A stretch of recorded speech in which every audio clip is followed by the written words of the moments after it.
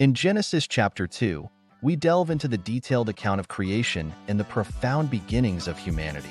Starting with Genesis 2, verses 1 to 3, we see the completion of the heavens and the earth, and God's rest on the seventh day. It says, "Thus the heavens and the earth were completed in all their vast array. By the seventh day, God had finished the work he had been doing. So on the seventh day he rested from all his work.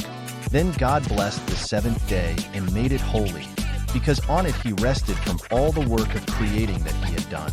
Genesis 2 verses 4 to 7 introduces the creation of man, describing how God formed Adam from the dust of the ground and breathed into his nostrils the breath of life.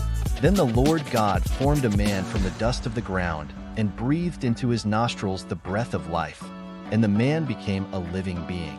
Verses 8 to 14 describe the Garden of Eden, a paradise created by God for man to live in. Now the Lord God had planted a garden in the east, in Eden, and there he put the man he had formed.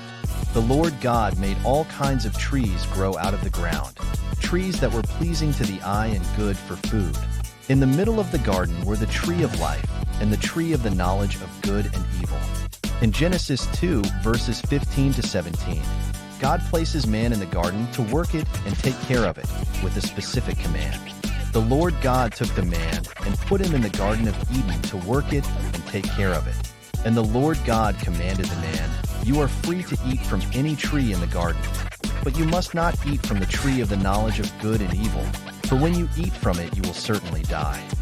The chapter continues with verses 18 to 20, where God declares that it is not good for man to be alone, and he brings all the animals to Adam to name them, but no suitable helper is found.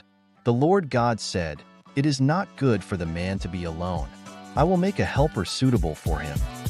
Finally, Genesis 2 verses 21 to 25 describes the creation of Eve from Adam's rib, establishing the first human relationship. So the Lord God caused the man to fall into a deep sleep, and while he was sleeping, he took one of the man's ribs and then closed up the place with flesh. Then the Lord God made a woman from the rib he had taken out of the man, and he brought her to the man.